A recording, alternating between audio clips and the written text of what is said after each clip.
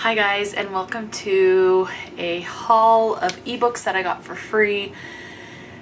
This particular main genre on the email was classified as steamy, steamy romance. So I have a few to go through. I am working on rewriting my lists. So I've got this whole page isn't filled out, but I am not happy with my handwriting because I've just been going so fast, and so I'm trying to film videos of the particular genres that I have so I can start new lists and enjoy my handwriting better or just do better with my writing.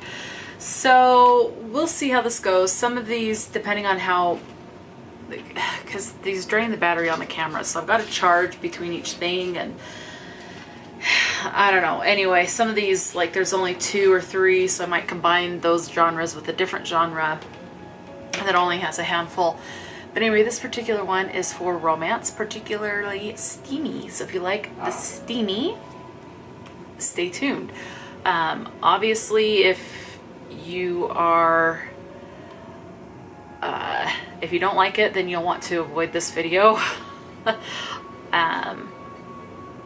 Or under a certain age, but I do know that there are kids that are very mature for their age and their parents will let them read, or their guardians will let them read these. Anyway, I don't know how explicit these are or anything, so I was just like, oh, this book, I like the title, I like the cover, let's go ahead and get it. It's free. If I don't like it, it's no skin off my teeth, so to speak. So let's go ahead and get into these. Okay, the first one I have is called The 3 Kiss Clause. It is book number 1 in the series with the same title. Is The 3 Kiss Clauses the name of the series. This was written by Christopher Harlan. This one has 327 ratings with an average of 4.05. And I'm also going to put this out there. I used to hate these types of books. Now it's depending on how it's written. For one thing, I have, I think Donna Ashcroft is the name of the author.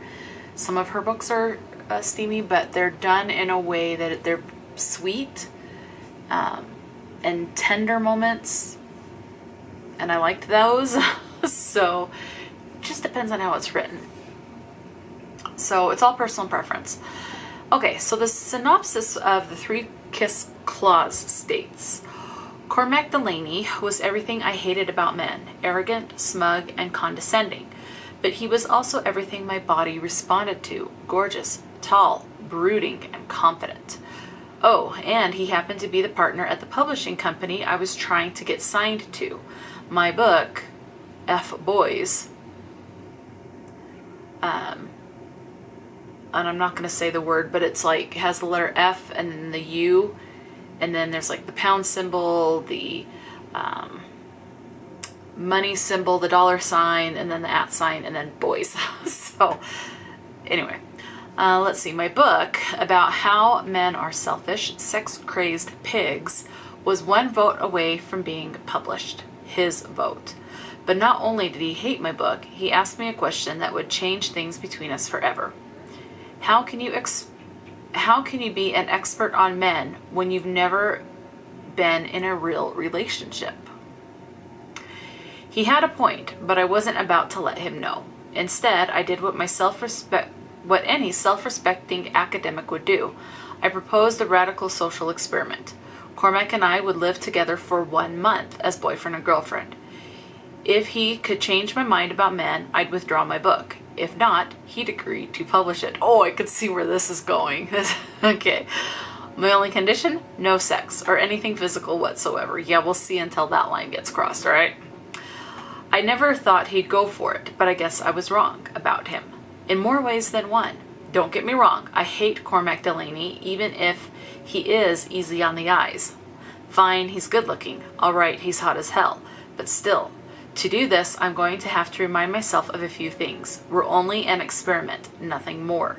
He's not the most gorgeous man I've ever seen in my life. He absolutely does not have a body that makes me tingle in all the right places. And I'm never, under any circumstances, going to let myself fall for him. Right? And as a romance, you can tell where that's going. Okay. Up next, I need to get a tissue. There it is. Okay. Up next, I have A Borrowed Boyfriend, written by Angela R. Casella. This is book number 1 in the Fairy Godmother Agency series. This one has 735 ratings with an average of 4.43. This one says, on a scale of 1 to 10, how bad is it that I want to see my fake boyfriend naked? Marnie. Okay, and then it says Marnie. Let's see. What's worse than being left at the altar? Becoming a meme because one of your nearest and dearest took a video of you running and falling down the aisle and made it internet famous. Yep, I'm that Marnie Jones. My sister is for real famous, which only makes people more interested in my predicament. Is it any wonder I'm feeling down? My best friend will try anything to cheer me up, including setting me up with the Fairy Godmother Agency, a maybe crazy husband and wife private investigator / life coach team who promised to find the person who sold me out. Better yet, they lend me a fake boyfriend to make my ex jealous and appease my sister. Griffin is gorgeous, attentive, and a very convincing actor. He's perfect for the job. Too perfect. Okay, so it looks like this is going to be told in dual POV. So that was all from Marnie's POV. The next one that we're getting a little snippet here is Griffin. And it says, after a lifetime of practice, I'm good at pretending. But the more time I spend with Marnie Jones, the less I have to feign my interest in her. She may be down, but she's not out. She's beautiful, funny, just the right amount of weird. All she needs is someone to remind her of that. If I weren't such a screw-up, I'd have half a mind to do it myself. So, sounds like that's going to be a dual POV. Oh, blisters. Anyway. Okay, up next is Mr. January, written by Ann Roth. This is book number 1 in the Heroes of Rogue Valley calendar, guys. So that makes me wonder if there's going to be at least 12 books in the series. But this one's for January. 187 ratings with an average of 3.93.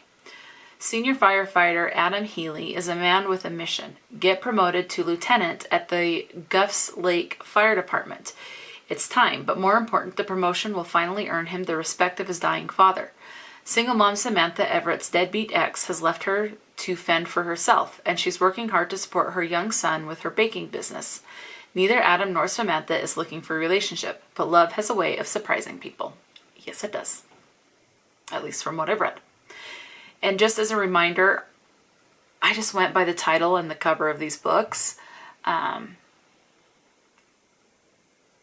And sometimes there's like a sentence or two that I read, but it wasn't the actual synopsis what I'm reading. So I really have no idea what these are about. I might have read 1 or 2 lines in the try to pique your interest type of a thing.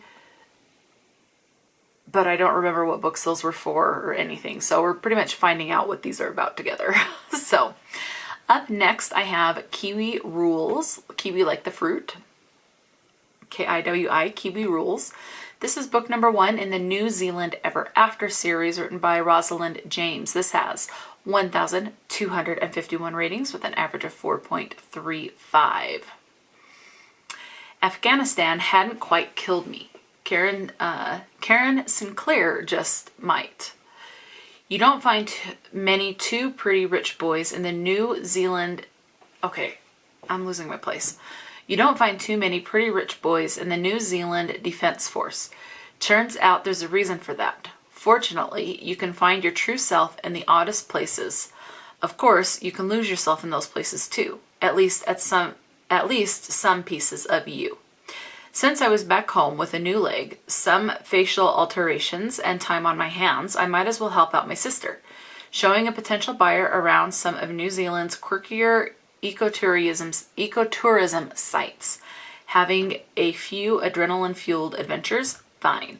It wasn't like I'd never been camping, unlike the walking tornado that was Miss Karen Sinclair. Unfortunately, Karen had never heard of the phrase, "let me get that," let alone, "we don't have time."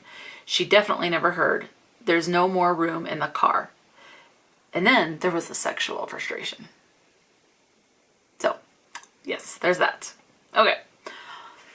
One thing I will say about these two is I don't know about triggers. Now this one, I just scrolled down a little bit to expand the synopsis that I'll be reading, and it does say it's dark and reverse harem. So, and it also has the tag of abuse. So with any book, it's always best to take the responsibility on yourself. If you know there's something that is particularly bothersome and triggering to you, to look up those triggers, especially in a case like this where it's like a haul and you're just reading the synopsis and you really don't know anything about it. I can't really give you accurate triggers and stuff until I read it, and who knows when that will be. So just look them up. If there's something, you'll just have to do your own research, unfortunately, and that's just the way it is. And hopefully on some of these websites, if you go to, like, a lot of these authors have their own websites, maybe they'll list it. Or if you can get a copy, go and see a copy at a bookstore or at the library, maybe it'll have the lists in it. I wish more books would do that. I think that's a wonderful idea. But like for me, one thing that's particularly bothersome to me is if it is sexually explicit or descriptive of abuse, sexual abuse of a child, and animal torture and abuse. So I can read about them. I just don't like to be blindsided. So I like to know that they're in there. So I completely understand the need for the triggers. Okay, so this next book I have is called Their Kingdom Come. This is book number 1 in the Centers of St. Amos, written by Logan Fox. This has 997 ratings with an average of 3.9. It says, we are ready to die. Oh, okay. I read that weird. We're ready to die for the sins of our fathers, but is she? Zach, Apollo, Cassius, Reuben. So this sounds like it's going to be like a mythical retelling, maybe, just from those names, like Apollo and Cassius. Let's see. They told us we were the cure, that we were special, that we were pure. It was all a lie. We were just like all the others they defiled, abused, neglected. We formed a brotherhood and vowed to have our revenge. Now no one stands in our way. No one except one girl. Trinity Malone doesn't know about our past. She doesn't have any say in our future. At least, so we thought. Until we realized Trinity's exactly who we were looking for. She's our secret weapon. Soon she'll be seeking revenge, just like us. It does say on this, contains strong language, violence, and sexual situations some may find triggering. I have seen this pop up a couple of times. I'm going to do a Google search here.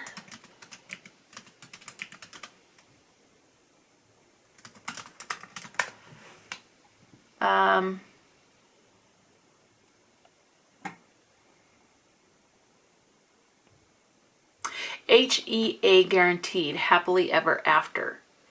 HFN, happy for now. DNF did not finish. I had no idea about the HEA and the HFN. DNF, obviously I knew. But the HEA, good to know. So happily ever after, guaranteed with multiple love interests. So that's what it says. Okay. Moving on, we have Behind the Veil by Kathryn Nolan. This is book number 1 in the Codex series. And that's one thing I've noticed too with these emails. A lot of these, like the majority of these books that I'm going to tell you about across multiple videos for different genres, are part of a series. And sometimes it's the 5th book, and sometimes I don't notice that it's like book 5 in a series. And so when I'm ready to read it, then I'm going to have to check out book 1. Unless I know I can read them separately. Or like as a standalone. Okay, this one has 1,302 ratings with an average of 4.18. Just because the marriage is fake doesn't mean the attraction is. Delilah Barrett is a head-turning beauty on a quest for justice. The former cop with the checkered past has made a career of recovering stolen rare books with her private detective firm. Oh, books within book, like that. She's level-headed, smart, cool under pressure, and entirely unprepared for her new assignment. When a centuries-old book worth an astronomical fortune disappears from Philadelphia's Franklin Museum, Delilah is paired up with Henry Finch, a brilliant rare book librarian and celebrated academic. Their orders: go undercover as a married couple and recover the book by whatever means necessary. Henry can speak 4 languages and wear a suit like he was born in Armani, But he's never squared off against criminals, never operated in this underground society of glamour and greed, and he certainly never pretended to be married to a woman who both dazzles and distrusts him. Delilah's keen instincts are her greatest gift, but her growing attraction to the sexy librarian is messing with her head.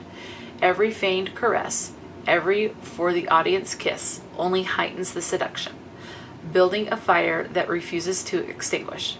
As the danger intensifies, so does the temptation to let their fake desire become real. With a priceless artifact at stake, can this undercover couple learn to trust each other before it's too late?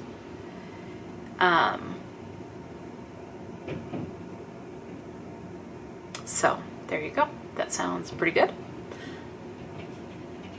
Next up, I have Wild with You, written by J.H. Croix, I'm guessing is how the last name is said.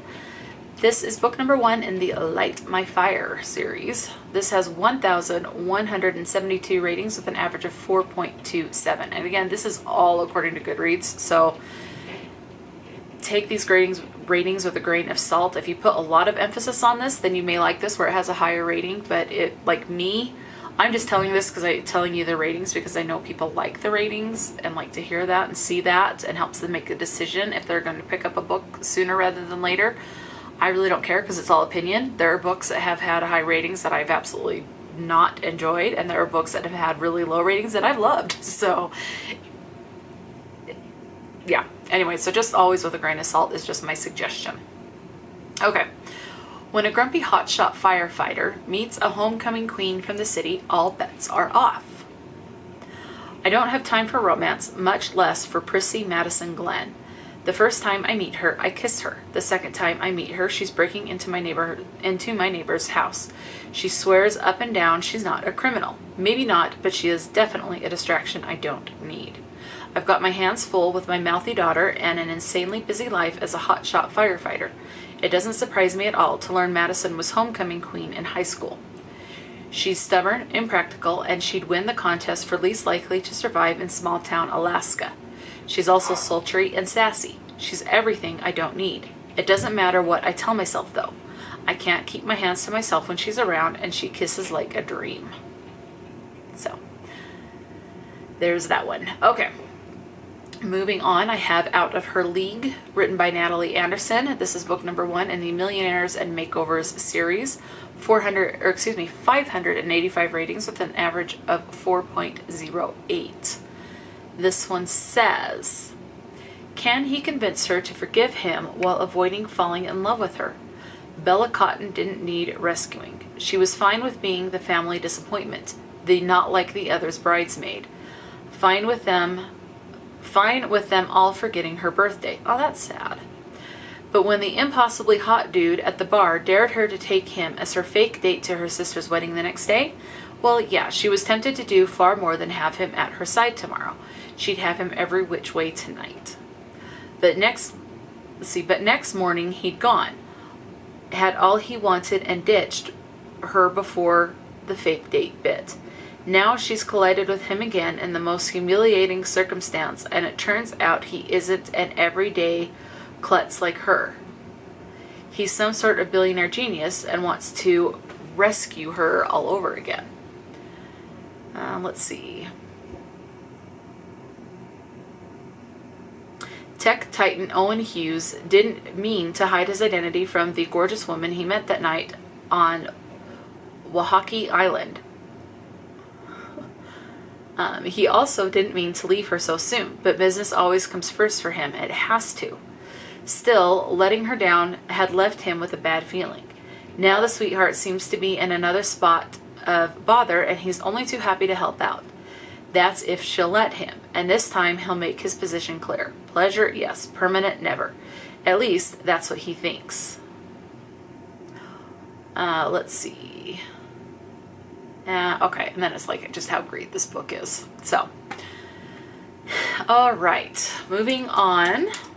I have Love and Pancakes, written by Lacey Black. This is book number 1 in the Rockland Falls series. This one has 1,116 ratings with an average of 4.28. It says, Marissa Grayson's dream went up in smoke. A devastating fire has ripped apart her family's bed and breakfast, leaving her off-kilter and scrambling to repair the damage. What she doesn't need or have time for is Renan Burlesky, sexy, confident, and dangerous to her heart. A man who clearly knows his way around the female body and will leave the moment the sheets start to cool. Yet that doesn't stop her from making a deal with the devil himself. Work hard, play harder. That's Ren's life motto. An electrician by day, Ren turns it up at night, always with a different lady friend in tow. He makes sure they know the score. He's not looking for anything more than one night of fun. However, he knows the second he meets the shy daughter of the bed and breakfast's owner, that his life is never going to be the same. As hard as he tries, he just can't resist one taste. Let's see. What happens when their time is up and Ren must leave, returning to his old life? Will they be able to walk away, hearts unscathed, or will their time together prove to be nothing more than a fading memory? So, okay. All right, next up is called Fractured Rhythm, written by Stephanie K. This is book number 1 in the Steel Wolf series, 297 ratings with an average of 4.11. For years, the rock band Steel Wolf was a big part of Cassie Steele's life. Then it all fell apart. Cassie's built a new life in New York and puts her heart into her career as the youngest culinary producer for Scrumptious. She's not prepared to wander into some dive bar and see the man who broke her heart all those years ago.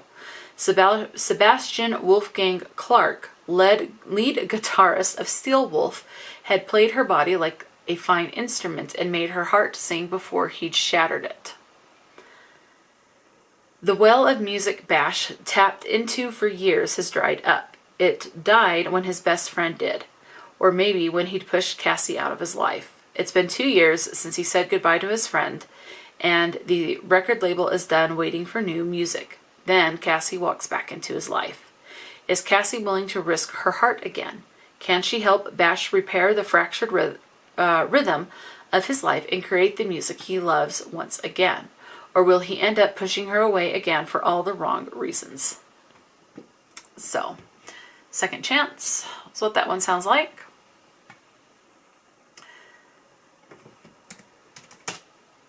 Next up is titled Driven by Lori Sjoberg.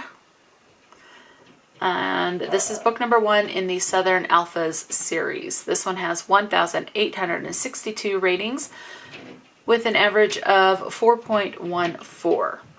The synopsis reads, one man on a mission, one hardworking woman, one bet that'll make sparks fly. Mason Falco clawed his way to the top through hard work, killer instincts, and sheer determination. But time is money, and when the owner of the farm refuses to sell the land crucial to making his latest project a success, he'll do what it takes to convince the sultry, stubborn woman to sign the dotted line. Kayla Phillips is holding on by a thread, on the verge of losing the farm she inherited from her grandfather. It's only a matter of time before she's forced into foreclosure, but there's no way she's selling to Falco. His good looks and sex appeal might work on some women. Okay, it works on her too. But she's not about to sell to the man intent on bulldozing her family's legacy. A war of words turns into a wager, and Kyla's only chance to save the farm. All she has to do is prove to the billionaire that he can't handle 2 weeks of living the life of a farmer. Interesting. She never expected the burning desire she feels whenever Mason's around. But are his feelings for her genuine, or just a ploy to get what he wants? With her heart and family business on the line, will she risk it all for love? So, moving on, I have 1. Angels Are Hard to Love by Kristin K. This is book number 1 in the Awakening Madness series. 47 ratings with an average of 4.26. It does say this is dark, and let's see, it says, can rough love be victorious amidst the madness, the aspiration for power and revenge? Why is it hard to love an angel? And is it possible that one's only savior could be one's scariest damnation as well? The madness in Victor and Nia's life is awakening. It makes us wonder if some of the people's most accepted patterns are actually absurd. In their reality, normal and abnormal change places many times, and normal is not what you believe it to be. This is a story about the peculiar love between two brilliant people who don't understand feelings in a conventional way. In oddball Nia's head, emotions take the form of entities she constantly communicates with, while for manic Victor, emotions are demons able to destroy, and yet Victor and Nia are not that different from each other.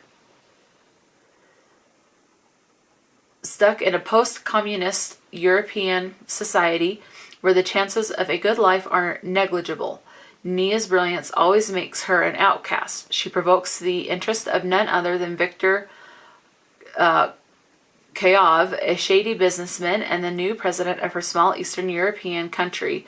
Devoid of any empathy, his psyche is driven mad by Nia's beautiful mind. Nia gets involved in the dirtiness of business, in elites, fakeness, and political mafia games, and she is about to learn what destructive passion and toxic clinging mean in love relationships.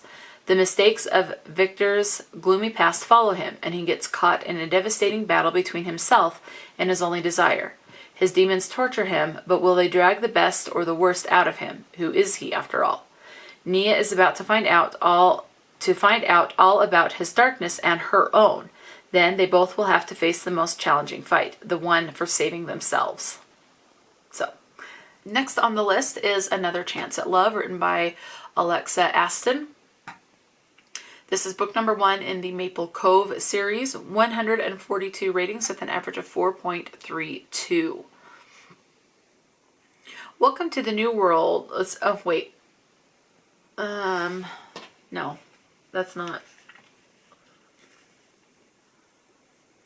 Oh, this is the New York best-selling author. Okay, small town on the Oregon coast. Okay, here we go. A woman who has experienced one too many betrayals, and the man who has always loved her, a second chance to throw the dice and risk everything for love. High school student Dylan Taylor wants to sink permanent roots into Maple Cove, his hometown situated on the Oregon coast. His girlfriend, Willow Martin, prefers to peruse her own passion for art, stretching her wings and living abroad. The pair agrees to go their separate ways after graduation, though they secretly believe they will always love one another. But Dylan also leaves the Cove after his family is tragically killed by a drunk driver. Oh, that's sad. Joining the army and serving as a military policeman in various posts around the globe. A dozen years later, Dylan makes his way back to Maple Cove and is elected sheriff. Willow, after another bad breakup with the death of her beloved grandmother, returns abroad from her hometown and sparks fly between the couple. Dylan believes fate has brought them together again and looks at Willow's return as an opportunity to renew their romance. Willow, burned one too many times by unfaithful men, does her best to push her former flame away, telling him they are adults now and very different people from the teenagers who were once madly in love. The more Willow is around him, though, the more she believes Dylan is the one who got away. Can she risk her heart one more time in the hopes of finding her soulmate, or will Willow deny the love that still exists and leave the Cove for good? So, that actually sounds really good. I really like the synopsis of that one. That sounds really good to me. Okay, next I have Trainwreck by Elise Faber. This is book number 1 in the Life Sucks series. 979 ratings with an average of 3.89. It says, Trainwreck, noun. 1, a chaotic or disastrous situation. 2, an utter catastrophe or mess. 3, a devastating calamity or source of trouble. 4, Pepper O'Brien. As the daughter of a famed film producer, Pepper O'Brien is Hollywood royalty. Also, her life sucks. Because, unfortunately for her, the old adage is true. Money can't buy everything, including grace, true love, or the ability not to screw up every single opportunity her life has brought her. After her latest disaster, Pepper moves across the country to start over, but as usual, her life has other plans, namely in the form of Derek Cachette, the former teenage crush and now ridiculously handsome friend of her older brother. Derek is determined to salvage the train wreck of her life, and Pepper's determined not to let him. Her life is her problem, and, damn it, why couldn't she be her own hero? But sometimes fate has other plans, or maybe it's hormones, especially when her recruiter comes with a killer smile, a chest Thor would be jealous of, and a butt that any girl just wants to... ... It literally ends there. So, there's that one. Next up, it's the title that caught me on this one, Dirty Irish. This was written by Mia Clark, and it is book number 1 in the Dirty Irish series. 457 ratings with an average of 3.81. Some of the tags that I see is Irish literature and sports. So if you don't like sports romance, then maybe you skip that one. I don't know. I just want to be naughty for one night of my life. I think I'd be really good at it. I need to escape. I'm a bad girl trapped in a good girl's body. Perfect grades, star volleyball player, lead in the drama club. See, I love volleyball. I really enjoy volleyball. I know it'll lead to a great career, but I need more. Just one night in Ireland on St. Patrick's Day, thousands of miles away from anyone who knows me.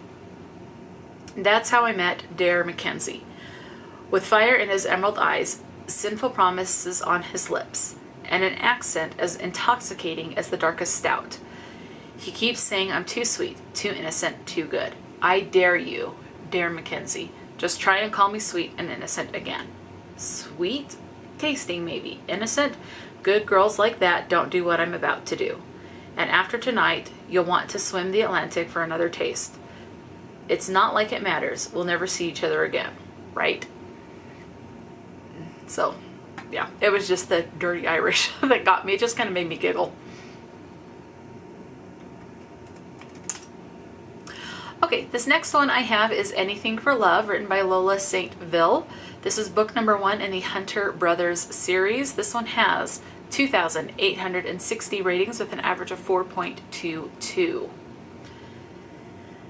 Winter, I know your ex hurt you, but I'm not him. I can love you. Let me. Winter Bennett is on the worst date of her life, so she decides to bail and go home to her true loves, take out and Netflix. On her way out the door, she spots her ex-boyfriend with his hot new girl. Horrified at the thought of being seen, Winter does what any sane woman would do. She bolts into the bathroom and out the back window.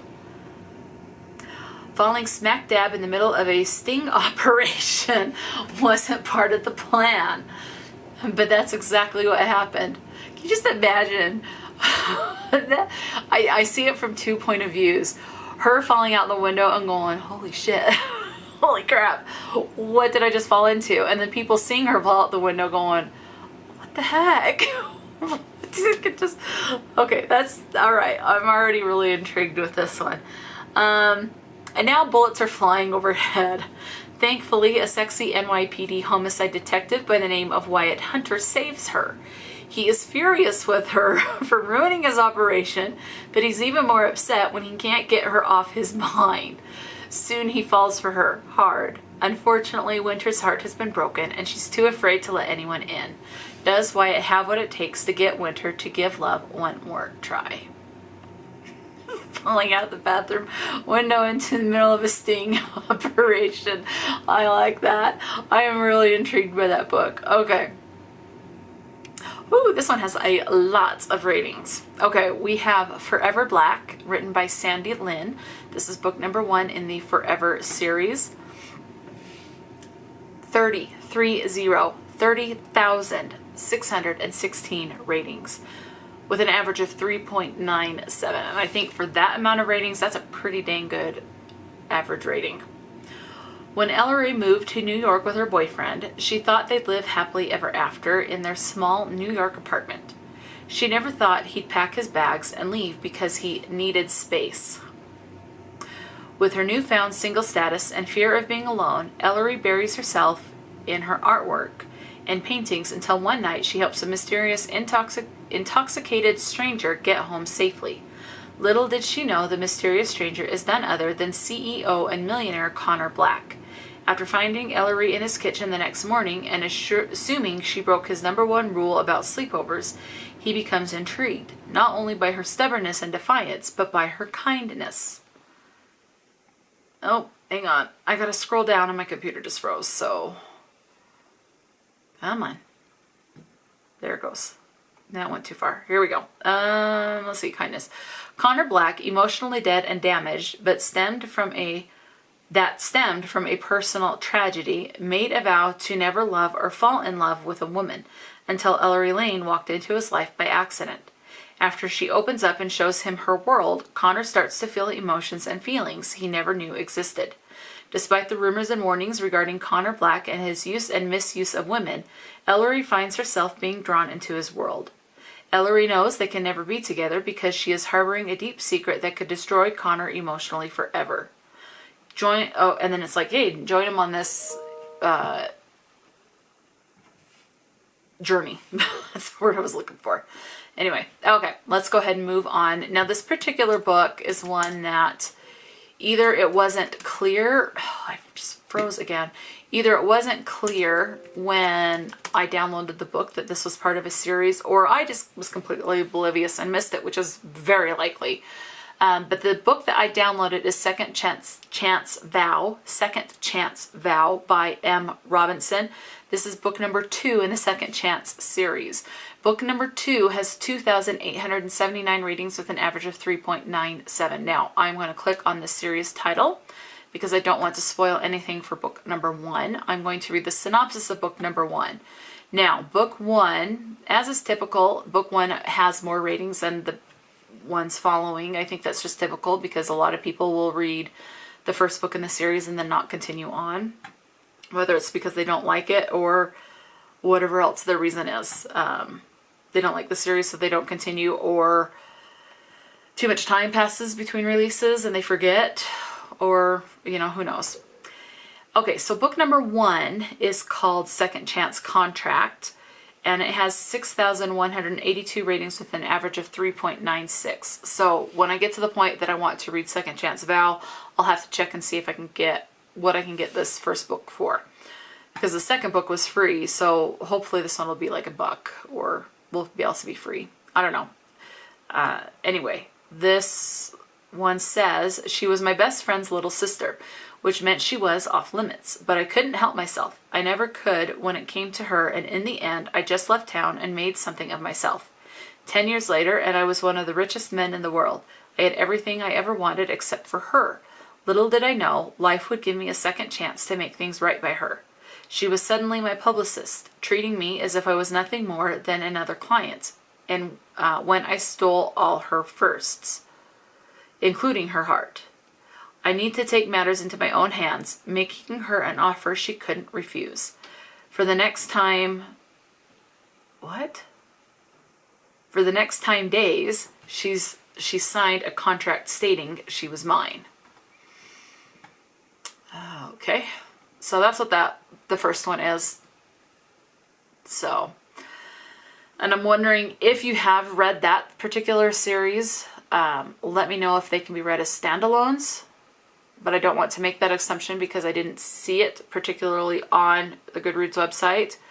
So I'm not going to assume. And I'm just going to plan on reading them in order, which is what I like to do anyway. So, okay, moving on, I have The Ice Princess.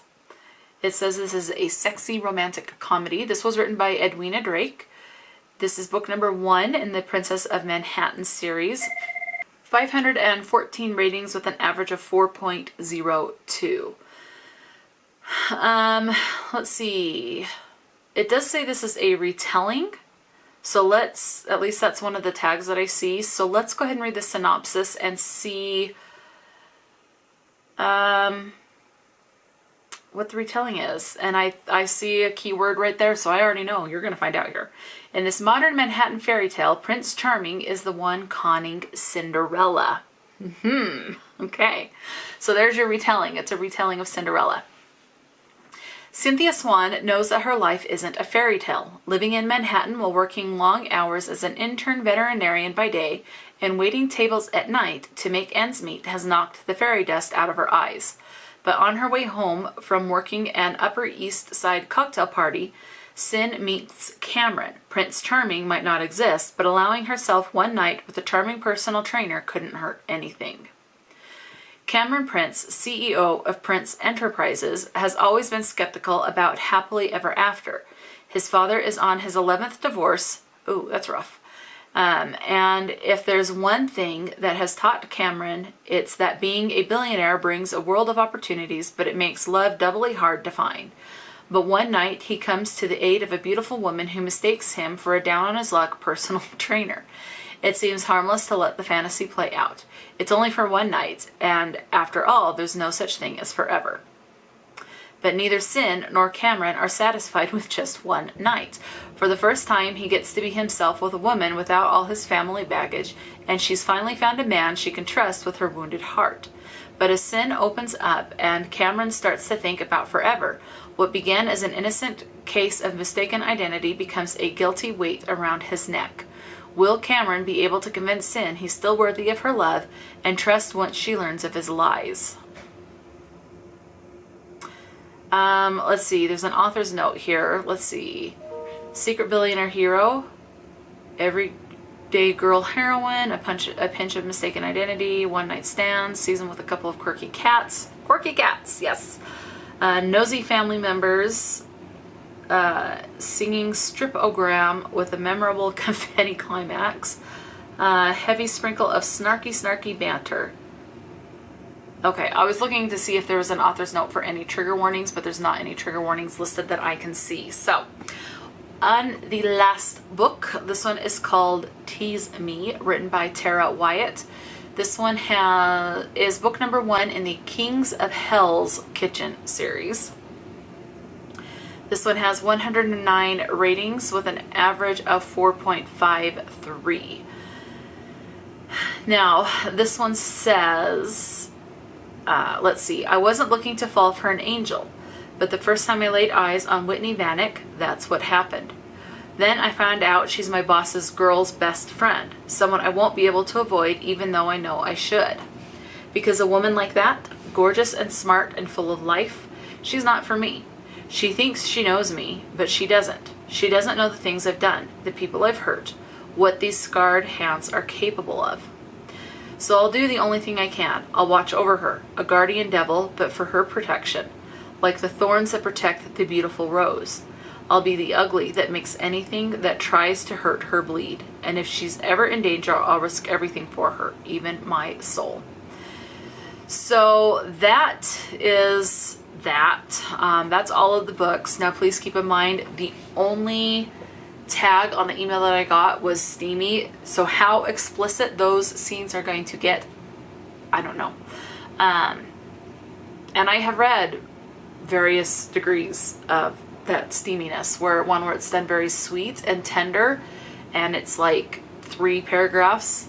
And I've read other books where it's extremely explicit, uses words I don't like, and